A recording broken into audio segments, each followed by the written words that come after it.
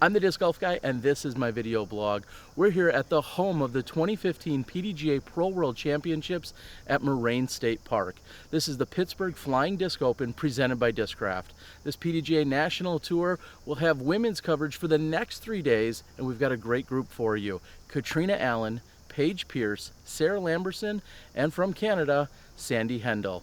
We'd like to thank all the amazing supporters and sponsors here, including the Professional Disc Golf Association, bringing you the coverage. Let's get to the action on hole 1. Hey, I'm Sara Lamberson, and I want to thank El Guapo Baskets for their support of women's disc golf this weekend. And welcome everyone to the action here at Moraine State Park. Terry Miller, the Disc Golf Guy, joined by Sara Lamberson. And Sara, you are on the card here for this round. Looks like Paige Pierce off to a great start here this morning. Oh yeah, she put it about, I'd say 18 feet away from the basket there. It was a great shot. Relatively early in the morning. We're looking a little after 9 o'clock for your tee time. Are you all stretched out and ready to go? It was a bit more chilly than I anticipated, but got some pants last night, and that was pretty warm by the time we started. They made an announcement saying that this was the first international player of the morning. Yep. Sandi Hendel, glad to have her. I believe her and her brother are here. Yep. Yeah, she's from Ontario. Hole 1, a little action at 330 feet, slightly uphill. Paige seems to be in the best position. Yep. So this shot, you definitely want to land in the left. Just put it out in the open if you can't reach the basket like Paige did. Where Kat and I landed over here on the left-hand side sets you up great for an approach shot or a long putt. Fortunately, I could not convert that one, but I was happy to take my 3 here and stay out of the woods. And Paige with a great start, carding the birdie, putting herself pin high.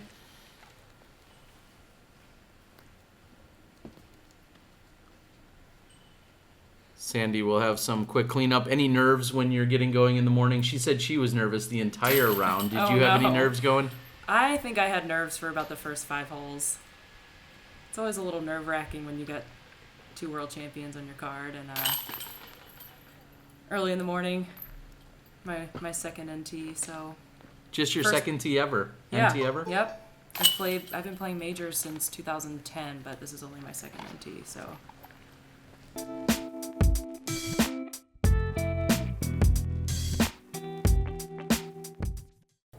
So we're here on hole 2. Gets a little bit more wooded in here. Pretty difficult drive. You're throwing... Oh, that's a spotter. I thought that was Holly for a second. You're throwing toward OB up the hill. It's a pretty good hyzer shot. Yeah, there's like an OB kind of creek, so to speak. Yeah. That's about 3/4 of the way to the basket, and it's treated like OB as if it were water. Yep. It's one of the pits of death on this course. And speaking of water, it feels like it's raining right now, but it's really just all the dew coming off of the tree branches and the leaves. I believe so. Kat was carrying an umbrella the entire round, just in case, but... And now you can't really see, again, that OB creek, so to speak. It's not a creek, right. It's dry, but it's treated like one. You want to make sure that you get up and over, and that got pretty close. Just barely got over it. She got very lucky there with that sit. We call that a knee knocker. And off balance for Pierce, but she finds herself up and past the basket. And speaking off balance, look at the stance that Catrina had to take there. Yeah, it's definitely an intimidating approach shot. If you don't get far enough up the hill, it's blind, throwing right at OB. But you have enough behind the basket to work with. This is a par 4. We just saw Sandi get up and down and take her 3 for the birdie.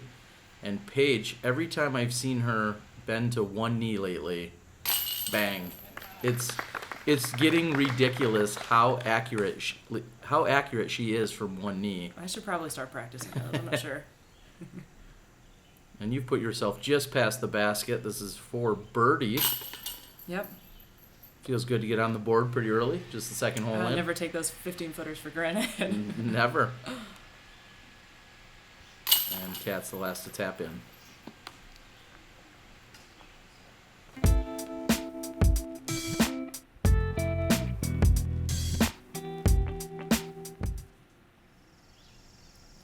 A little bit shorter hole on 3, moving in at just 255 feet, but there's OB just short and left of the basket, and that's what Paige was worried about there when she released.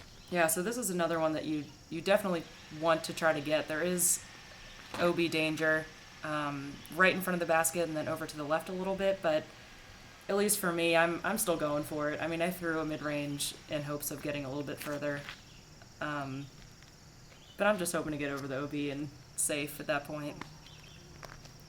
Somehow we were all deemed safe, even though we were... You couldn't tell by her reaction there at first. No. And Kat with a mid, putting it up there. Ooh. And everybody on the card liked that shot. Yeah. Long look at birdie for you. Yep.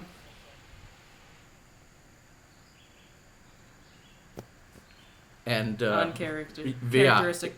For sure. Miss by Paige. Not only does she rarely miss, but it's even more rare that she doesn't draw any good metal. Yeah. So Kat's left with the lone birdie, and she capitalizes. Everybody still seems to be getting in position, making sure they're warmed up, ready to go. You see the sun breaking through. Mm-hmm. Paige wasn't certain about that one. It's probably mid-50s at this point. A little cool for my southern blood.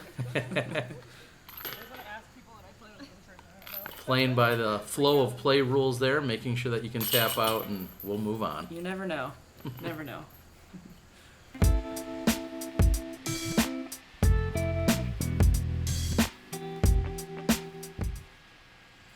So with Kat birdieing the last hole, everybody's officially on the board and under par. Now you move on to a very difficult par 4. Oh my god. This shot looks very different from the tee than it does when you get up there. That tree that Kat hit, it looks like it's right at the top of that hill where the dirt stops. But she actually got pretty far up there in the fairway. It's one of those throws that you're just kind of throwing and hoping. It's a pretty tight... Seems like you threw that right where you wanted to there. Yeah, I did. And then having the one lefty on the card, always having to get completely different reads and angles than what she saw from the previous 3 people. I love that, though. I love watching lefties play just to see lines that I never would have considered before. So lots of different places that you could approach the green at this point, but still a lot of tiny trees in the way. And this would be a very difficult hole to drive up there, 399 uphill around a bunch of trees. Yep. But on the same line, it's still somewhat of an easier par 4. Yeah, I'd agree. If you're going to argue about pars and distances on any given course or layout. Yeah, as long as you're in the green at this point, you've got a fair shot between some trees. But if you get into the rough, it gets pretty hairy back there. And Kat with a solid putt to walk away with a birdie. And if you hadn't picked up on it already, throughout the video you're going to hear a little sniffling from Kat. It sounds as if she's fighting off some type of cold. Yeah, she did say that during the round. Solid putt by Paige Pierce. She also cards the birdie.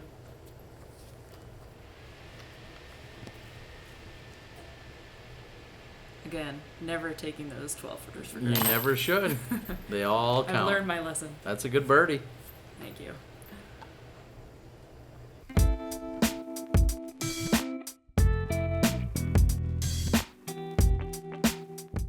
Hi, I'm Sandi Hendel, and I'd like to thank the Ladies First Disc Golf for supporting this coverage. Thank you. And we're moving over to 5, which is the shortest hole I think you guys will see this weekend, just 255 feet. Is this a gimme birdie? It's reachable for sure, but the ceiling is pretty low. It forces a flick.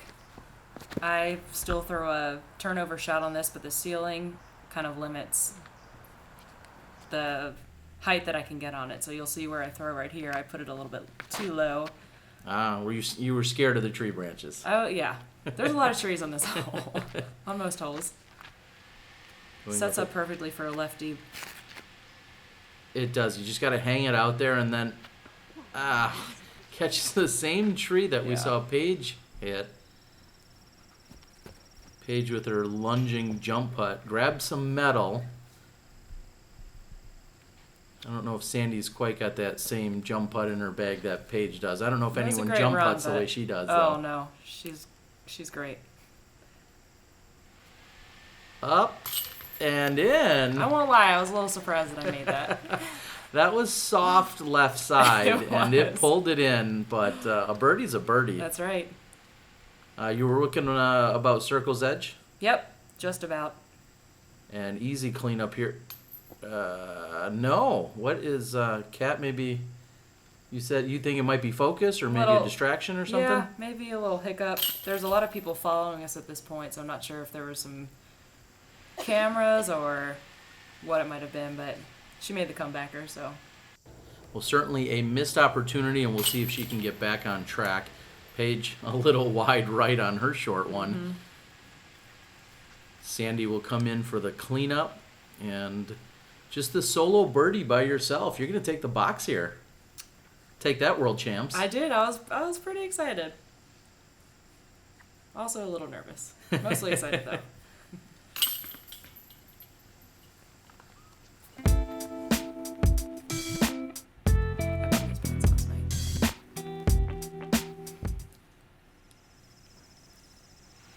So you have the honors, and you're going into the most difficult hole on the course. And I threw it straight into the ground, about 80 feet in front of the tee.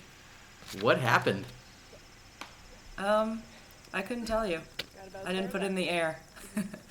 And then Kat decided to follow me by hitting that tree and landing about 2 feet away from me. So She had said as she walked off the tee that it's probably better than if she would have thrown off and into the right. Paige catches a little bit of action on that right side.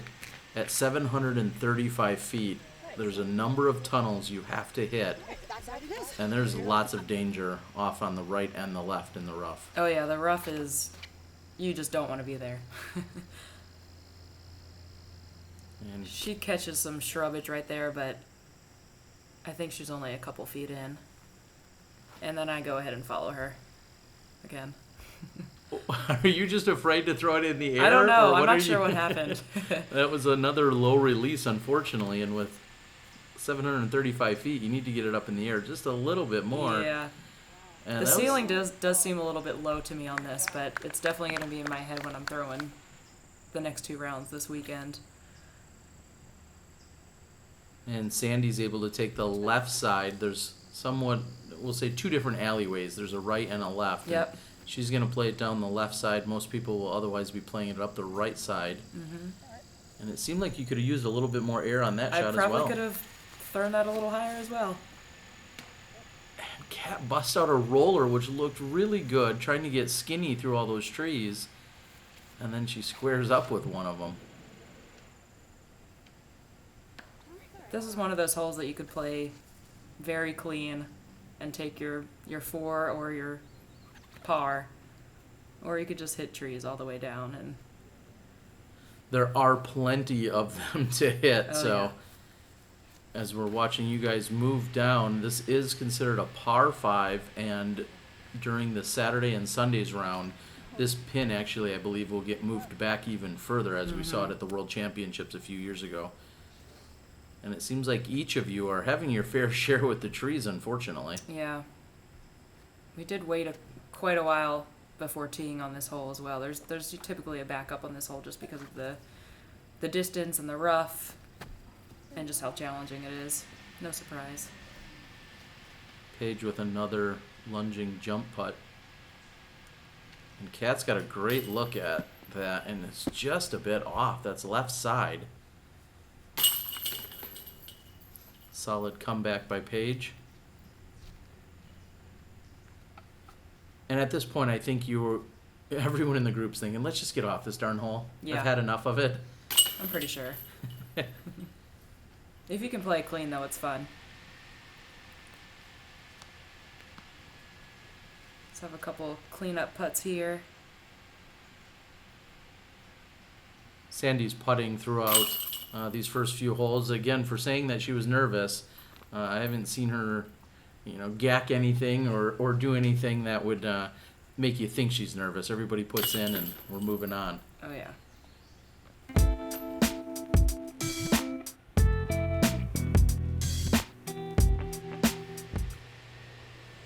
So after battling the hard par 5, we come over to hole 7, which was aced just earlier by someone in the Masters division. That's right. And I thought I'd be clever and get behind the basket here, because sometimes it's a little bit difficult to see what's going on from the tee. And now Paige is throwing, and it's coming in just over my head. And I whip around to see that she's past the basket, and she's going to roll. She's a good 55, 60 feet. This is one of my favorite holes on the entire course. It's really fun just to hyzer it up over all those trees and watch it drop down. Hope it's close to the basket. Unfortunately, Sandi catches some shrubbery on the left-hand side over there. See if she can get out of there. And Kat puts it about 15 feet, so that was almost perfect. It was a great shot. I'm going to try and stand on the tee for the next 2 rounds. I'll see if my angle is any better, but when everyone goes up and over for the hyzer, makes it really tough, and thought you might convert that one. Yeah, unfortunately I was a little bit further out than I thought, but just couldn't put it in the bucket. Solid putt by Sandi. That's to save a 3. She had to work for it. Oh yeah, that was a great putt.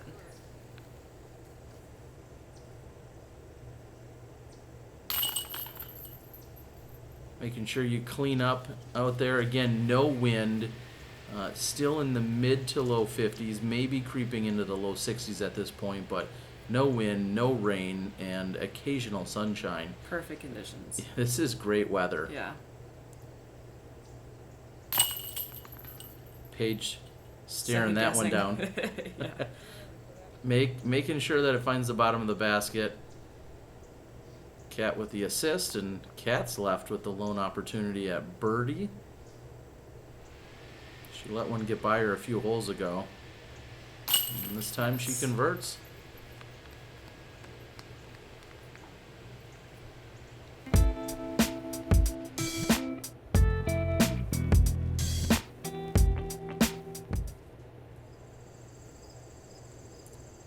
Hole 8 is going to challenge every bit of your game, as it plays right to left and then kind of straightens out for a little bit, and then you have to get a good approach shot to a relatively open green, but you're going to need a few tricks in your bag here.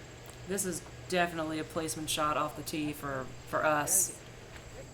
I did not do what I intended, but I wanted to throw a hyzer just around that corner and basically put it where Paige did. Well, you got an assist from that tree. I did, yeah. It helped me out quite a bit. You probably didn't realize how helpful it really was. Yeah. You were a little bit wide to the right, and this hole sets up very difficultly for Sandi. Yeah. And then you've still got quite a bit of an approach shot once you get around that corner. A great standstill forehand by Catrina. Again, just thinking about all the different shots you could utilize on this hole, whether it's your backhand, your forehand, maybe some kind of roller if you're just in the right amount of trouble. And we see that even though you are just behind Paige, she got a lot more distance than the rest of the group. In a moment, you're going to see that she actually still found herself in trouble as you release that one a little low. Yep. And Paige had really nothing there but a pitch out, and she contemplated it for quite some time and went with the pro move and just decided I have to pitch out and play it into the fairway. And Yeah. puts a good move on that forehand. I left myself a little bit shorter than I wanted there, but, How comfortable are you with throwing forehands? well, I used to play Ultimate, and that's basically I throw forehands with putters, sometimes a rock or a Mako, but I throw a lot of forehand approaches, like you saw me do just right there. If you're seeing me throw forehand off the tee, it's because I'm in trouble. I have nothing else. Well, we saw a near miss, or a near make, I should say, from Sandi. And then Paige, she cleans up with a solid straddle putt. She was obstructed past the basket. She's going to walk away with a 4. And Kat had a look, and she's also going to walk away with the 4. So I think we're going to see everyone on this par 4 take pars and move on. I'm totally okay with that on this hole.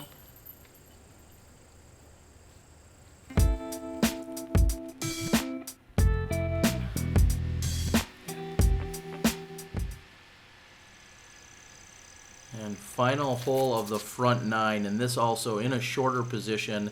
Saturday and Sunday's rounds, it's going to be pushed back even further. And I got to say, I love the play there by Kat, going with the backhand roller. If you want to attack the pin, that's a good way to do it here. This is a definitely reachable hole. I put my shot out a little bit wide, nicked that tree, and kicked the opposite direction of the basket, unfortunately. But looks like I'm sensing a little bit of a theme here. Low release, not quite getting the air that's needed. yeah, these shots can be a little bit intimidating. There's not only a lot of trees, but there's a lot of leaves on those trees. It makes the just ceiling very low. Here comes another forehand. I feel like you missed your line there a little bit. Were you trying to go left of that? Yes, my angle of approach was very off. And unfortunately, I landed behind a very large tree that I could not even putt around. So another long look from Paige a moment ago. Sandi putting it right next to the basket. Catrina has a birdie look here. lots of thorns. Yeah, lots of thorns. You hear her say "ow" as you approach as well up from around the basket. So the front 9 looks like it's treated you guys pretty well. I think the back 9 plays a little bit tougher, maybe just a few strokes tougher. And we're excited to move into the back in just a moment. Thanks for joining us here on the front. Thanks to our supporters and sponsors, the PDGA, along with all of our other supporters that have backed the women's coverage here as we're checking out this National Tour event in Pennsylvania. We'll be back for the back 9.